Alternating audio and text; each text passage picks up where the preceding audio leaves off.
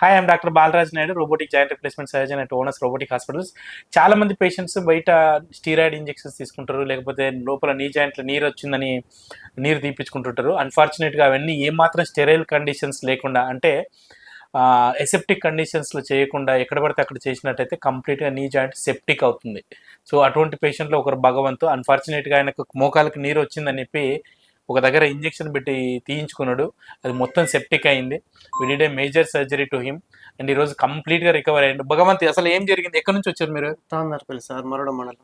ఎక్కడ అది? మరి కూడా ఓకే ఓకే. ఏమైంది అసలు నీకు? ఎక్కడ సార్ కాలు మొత్తం ఇంత లావా సార్, వల్ల మన సెప్టిక్ లెక్క అయి ముందు ఇట్లా ఇన్ఫెక్షన్ తయారై సార్. ఇన్ఫెక్షన్ తయారైంది. ఆ తర్వాత నీరు తీపించుకున్నాం. నీరు తీపించుకున్నాం సార్. నీరు తీపించుకున్నా కూడా మళ్ళీ తగ్గలేదు సార్. తగ్గకపోతే మళ్ళీ ఆపరేషన్ చేసింది. ఓకే. ఇప్పటికి ఎన్ని రోజులు అవుతుంది ఆపరేషన్? 2 నెలలు మించినట్టు సార్. 2 నెలలు మించింది. వచ్చినప్పుడు పరిస్థితి ఎట్లా ఉండే? హాస్పిటల్కి వచ్చినప్పుడు డ్రెస్ సార్ దగ్గర రాలేదు, డ్రెస్ పెట్టుకుంటే సార్ అది బాగా ఇబ్బంది ఉండే. ఇబ్బంది ఉండే. ఇప్పుడు ప్రెసెంట్ గా బాగుందా? ఇప్పుడు బాగానే సార్. కీళ్ళ నొప్పి వస్తుంది. ఓవరాల్ గా కాలు అయితే సేవ్ అయింది. సో చూసినట్టు ఈ పేషెంట్ కి ప్రాబ్లం ఏంటంటే, బయట అన్ఫార్చునేట్ గా వాపు వచ్చినప్పుడు నీరు తీపించుకున్నాడు. ఆ నీరు తీపించుకున్న కార్యక్రమంలో సెప్టిక్ అయింది. సో అది స్టెరైల్ కండిషన్ లో చేయాలి, అంటే కంపల్సరీగా ఆపరేషన్ థియేటర్లో స్టెరైల్ నీడ్స్ పెట్టి తీయాలి. అప్పుడే అది మాత్రమే ఇబ్బంది కాకుండా ఉంటుంది.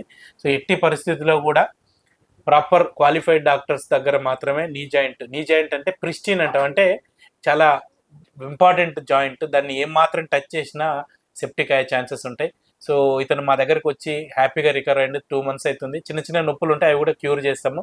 Thank you for trusting owners robotic hospitals.